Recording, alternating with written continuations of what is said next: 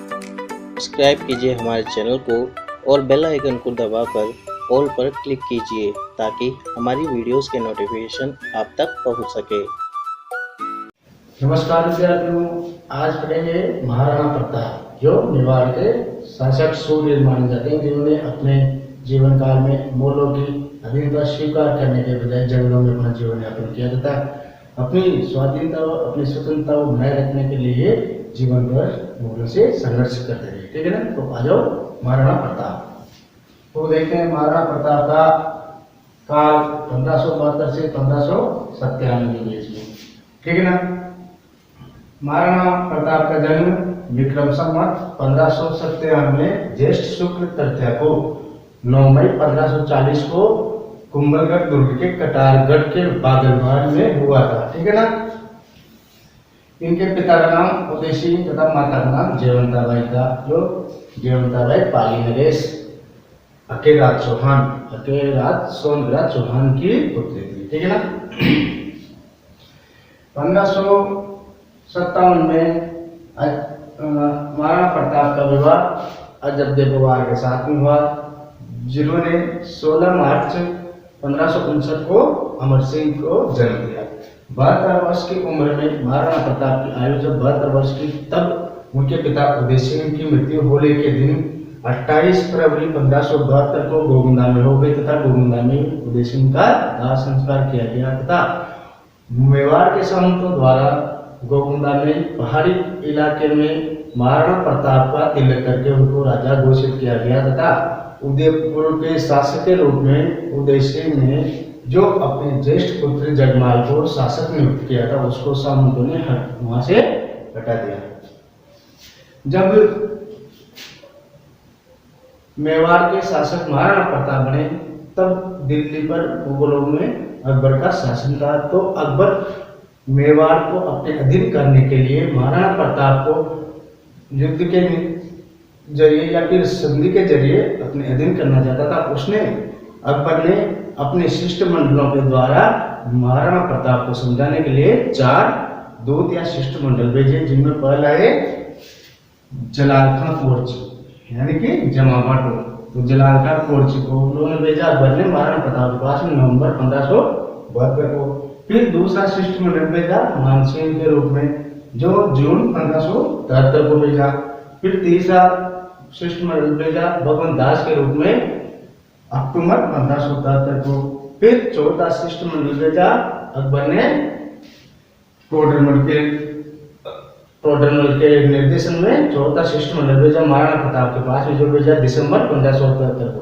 जब चारों शिष्टमंडल महाराणा प्रताप को समझाने में असफल रहे तथा अकबर की अधीनता स्वीकार कराने में असफल रहे, तब अकबर ने महाराणा प्रताप को बंदी बनाने की नीति का आचरण किया तथा उसने महाराणा प्रताप को बंदी बनाने के लिए जो योजना तैयार की वह अजमेर के दुर्ग में की, जिसमें महाराणा प्रताप के समय व मुगलों के समय अजमेर के दुर्ग में मुगल शासक अपने हथियार शास्त्रागार के रूप में प्रयोग करते थे, जिस दुर्ग का नाम है मेघजिन का दुर्ग। तो महाराणा प्रताप को बंदी बनाने के लिए जहां पर अकबर ने जो योजना बनाई थी वो कौन से किले में बनाई थी? अजमेर के मेघजिन दुर्ग में। ठीक है ना। जब अकबर के द्वारा नागौर दरबार हो रहा था 1570 में, जब अकबर के द्वारा नागौर दरबार बुलाया गया, तो राजस्थान के लगभग सभी राजपूत राजाओं ने अकबर की अधीनता स्वीकार कर ली, सिवाय मेवाड़ के महाराणा प्रताप को छोड़कर। और इसी के आधार पर अकबर ने महाराणा प्रताप को क्या किया? बंदी बनाने का निश्चय किया, जिसके बाद उसने शिष्टमंडल भेजना शुरू किया। तो चारों शिष्टमंडल क्या हुए? असफल हुए। उसके बाद में जब शिष्टमंडलों का कोई निर्णय नहीं निकला, तो अकबर को ये लगा कि महाराणा प्रताप को बंदी बनाया जा सकता है या फिर युद्ध के रूप में बंदी या फिर अपने अधीनता स्वीकार करवाई जा सकती। तो उसने चारों शिष्टमंडलों के असफल होने के बाद में जून 1576 में मानसिंह, जयपुर के कचावा वंश के राजा मानसिंह के अध्यक्षता या फिर सेनापति के तौर पर एक बड़ी सेना भेजी तथा उसकी सहायता के लिए आसफा को नियुक्त किया। ठीक है ना। तो अब पढ़ते थे हल्दीघाटी का युद्ध। ठीक है ना। तो मानसिंह 3 अप्रैल 1576 को शाही सेना लेकर अजमेर से रवाना हुआ। उसने पहला पड़ाव मांगलगढ़ में डाला और वहीं पर रहा। उसके बाद वह आगे नाथद्वारा से लगे हुए खमनोर के मोलेदाग नामक गांव के पास अपना पड़ाव डाला। उधर इस शाही सेना के आगमन की सूचना महाराणा प्रताप को मिल गई थी। महाराणा प्रताप ने गोकुंदा और खमनौर की पहाड़ियों के मध्य स्थित हल्दी घाटी नामक तंग स्थान पर अपना पड़ाव डाला। इस घाटी में एक बार में एक ही आदमी प्रवेश कर सकता है। जो हल्दी घाटी नामक स्थान है, इसमें एक तंग घाटी है, उसमें एक बार एक ही आदमी प्रवेश कर सकता है। इसलिए सैनिकों की कमी होते हुए भी महाराणा प्रताप के लिए मोर्चाबंदी के लिए सर्वोत्तम स्थान था। यहाँ प्रताप के पहाड़ों से पश्चिमी सैनिक आसानी से छिपकर आक्रमण कर सकते थे। वहीं मुगल सैनिक भटक कर मेवाड़ के सैनिकों से टकरा कर या भूखे पैसे मरकर जीवन गवा सकते थे।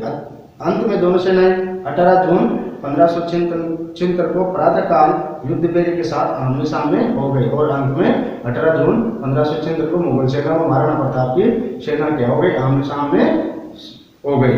राजपूतों ने मुगलों पर हमला पहला बार इतना आक्रमण किया कि मुगल सैनिक चारों ओर जान बचाकर भागे।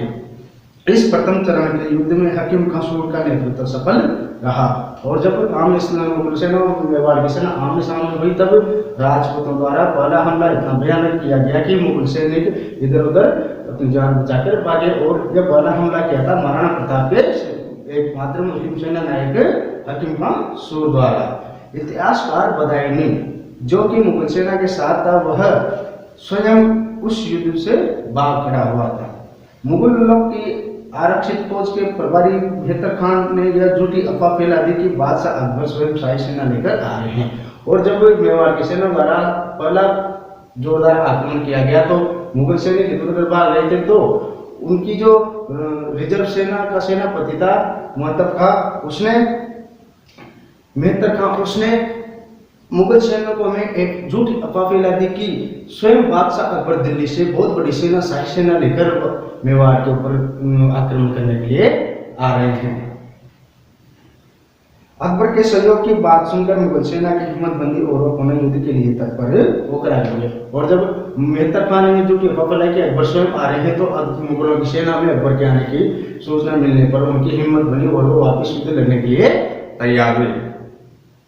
राजपूती पहले मोर्चे में सफल होने के बाद बनास नदी के किनारे वाले मैदान में, जिसे रक्तताल कहते हैं, में आ जाए। इस युद्ध में राणा की ओर से पूर्णा राम प्रसाद हाथी, मुगलों की ओर से गजमुक्त गजरात के मध्य युद्ध हुआ। ठीक है ना।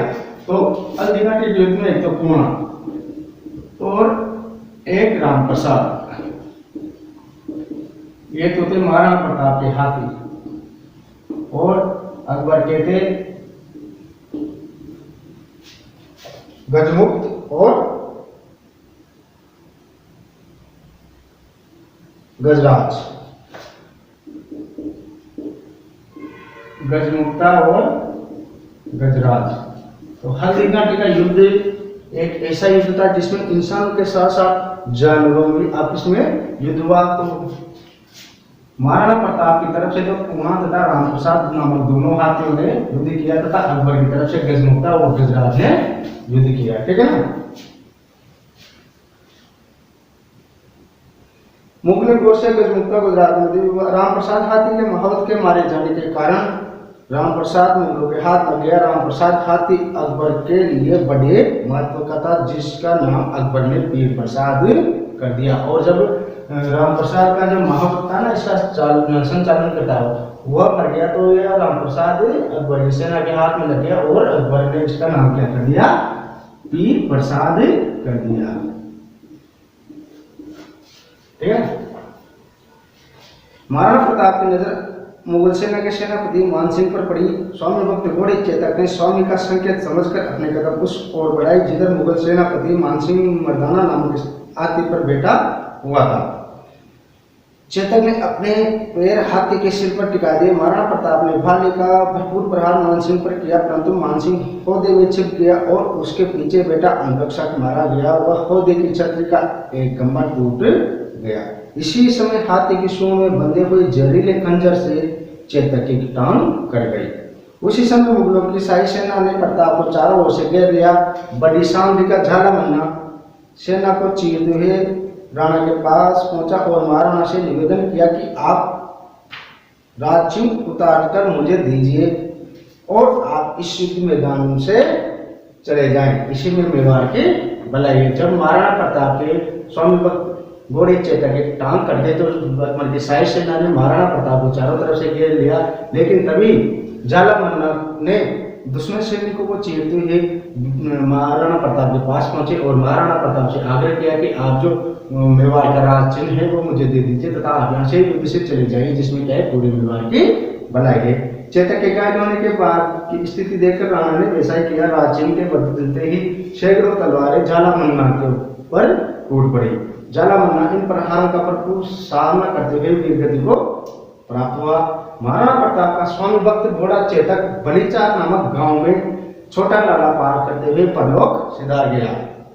इसी जगह बलीचा गांव में चेतक की छतरी बनी हुई है। महाराणा प्रताप जो कभी भी किसी परिस्थिति में नहीं रोए, परंतु चेतक की मृत्यु पर उनकी आंखों से आंसू निकल पड़े। उसी समय और नीला घोड़ा अवसार शब्द राणा ने सुने। प्रताप ने सिर उठाकर देखा तो सामने उसके भाई शक्ति सिंह को पाया। जब बलीचा नाम गांव में महाराणा प्रताप के स्वामी भक्त घोड़े चेतक की मृत्यु हो गई और वो बैठकर रो रही थी, तभी सामने से एक सुर आवाज सुनाई दी कि ओ लीलेड़ा अवसार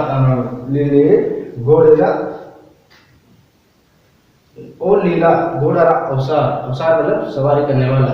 तो जब महाराणा प्रताप ने अपना सिर उठाकर देखा तो उनका भाई शक्ति सिंह जो कि मुगलों की तरफ मिल गया था वह उनके पास आ रहा था।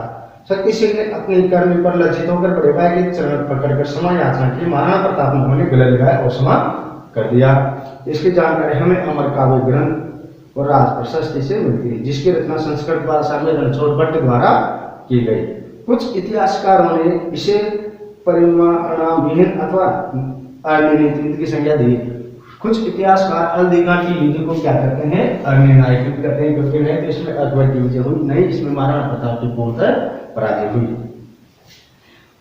उद्देश्य अकबर का उद्देश्य महाराणा प्रताप को जीवित पकड़कर मुगल दरबार में खड़ा करना अथवा मार देना था, या फिर उसका संपूर्ण राज्य अपने साम्राज्य में मिला देना था, लेकिन अकबर इन उद्देश्यों में विफल रहा। मुगल सेना की विजय प्रमाणित नहीं होती है, क्योंकि अकबर की मानसिंह व असद खां के प्रति नाराजगी जिसमें उनकी जोड़ी बंद कर दी गई। मुगल सेना का मेवाड़ में भयग्रस्त होकर समय निकालना एवं मेवाड़ की सेना का पीछा न करना, ऐसे परिदृश्य जो हल्दीघाटी के युद्ध का परिणाम प्रताप के पक्ष में लाकर खड़ा करते हैं। फरवरी 1577 में स्वयं अकबर और अक्टूबर 1577 से लेकर नवंबर 1579 तक शाहबाज खान का 3 बार लगातार मेवाड़ अभियान करना अकबर का अपना उद्देश्य पूरा करने का प्रयास था, वे भी असफल रहे। महाराणा प्रताप कोलियारी गांव नामक कमलनाथ पर्वत के निकट आवरगढ़ में अपनी अस्थायी राजधानी स्थापित करना एक विजेता का होना सिद्ध होता है। 1580 में अकबर ने अब्दुल रहीम खान को प्रताप के विरुद्ध युद्ध करने भेजा। जब हल्दीघाटी युद्ध समाप्त हो गया, हल्दीघाटी युद्ध में महाराणा प्रताप को अकबर अपनी अधीनता स्वीकार नहीं करा सके, तो फिर 1580 में अब्दुल रहीम खान को अकबर के खिलाफ युद्ध करने के लिए अकबर ने वापिस 1580 में भेजा। अब्दुल रहीम खान के साथ उसका परिवार भी आया था, जिसे उसने शेरपुर में छोड़ा था। महाराणा प्रताप के पुत्र अमर सिंह ने मौका पाकर शेरपुर पर आक्रमण कर अब्दुल रहीम खान के परिवार को बंदी बना लिया। महाराणा प्रताप इससे नाराज हुए और उन्होंने अमर सिंह को अब्दुल रहीम खान के परिवार को सम्मान पूर्वक वापस छोड़कर आने को कहा। कुंभलगढ़ से 50 किलोमीटर दूर उत्तर पूर्व में मेरवाड़ा का सीमावर्ती क्षेत्र था। यह मुगलों का मुख्य थाना था, यानी कि कुंभलगढ़ के 50 किलोमीटर उत्तर पूर्व में दूर स्थित मेरवाड़ा मुगलों का प्रमुख थाना था। प्रताप ने अमर सिंह के साथ इस पर धावा बोल दिया। दिव्य की संपूर्ण घाटी पर प्रताप का अधिकार हो गया। मुगल सम्राट ने 5 दिसंबर 1584 को आमेर के भारमल के छोटे पुत्र जगन्नाथ खचावा को प्रताप के विरुद्ध भेजा। जगन्नाथ खचावा को भी सफलता नहीं मिली, अभी तो उसकी मांडलगढ़ में मृत्यु हो गई, जहां पर महाराणा प्रताप ने बदला लेने के लिए आमेर के क्षेत्र पर आक्रमण कर मालपुरा को लूटा और झालरा तालाब के निकट शिव मंदिर नीलकंठ महादेव का निर्माण करवाया।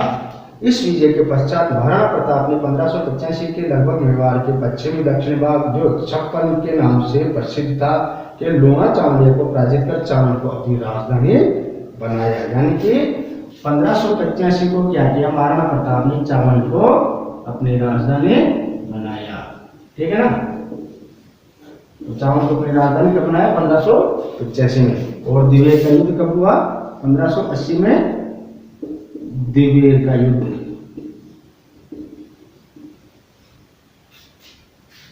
अपनी राजधानी बनाया।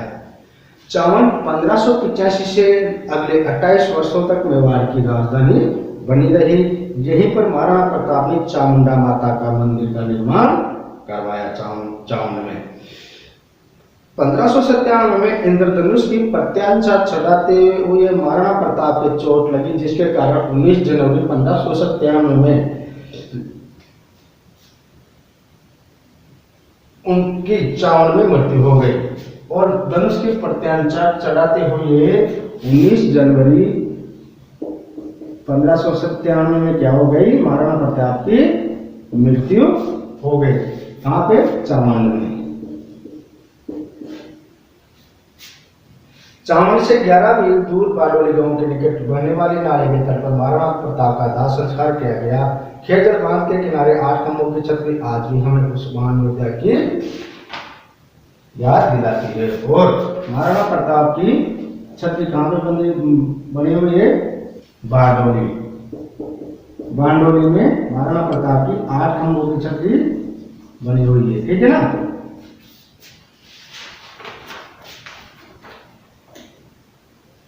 प्रताप की मृत्यु का समाचार अकबर के कानों तक पहुंचा तो उसे बड़ा दुख हुआ। इस स्थिति का वर्णन अकबर के दरबार में उपस्थित दूसरा खाना ने इस प्रकार किया। अश लोगो अनुदाग पाग लोगो अनुनामी गलोद राम जीती गयो दसन मुद रसना उसी नीरसास मुख मरिया नयन तो मृग साह प्रताप सी।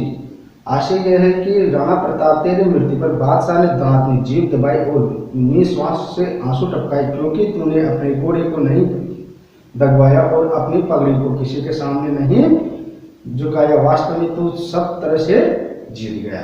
विदेशी इतिहासकार कर्नल जेम्स टोड ने हल्दी घाटी के युद्ध को मेवाड़ की थर्मोपली और दिवेर के युद्ध को मेवाड़ का मैराथन कहा है। जो विदेशी इतिहासकार है कौन, कर्नल जेम्स टोड। तो कर्नल जेम्स टोड ने हल्दी घाटी के युद्ध को तो क्या कहा, मेवाड़ का थर्मोपली, मेवाड़ की थर्मोपली का है। ठीक है ना। और दिवेर के युद्ध को क्या कहा है, मेवाड़ का मैराथन नाम से पुकारा है। ठीक है ना। अगला पढ़ेंगे राव चंद्र सेन।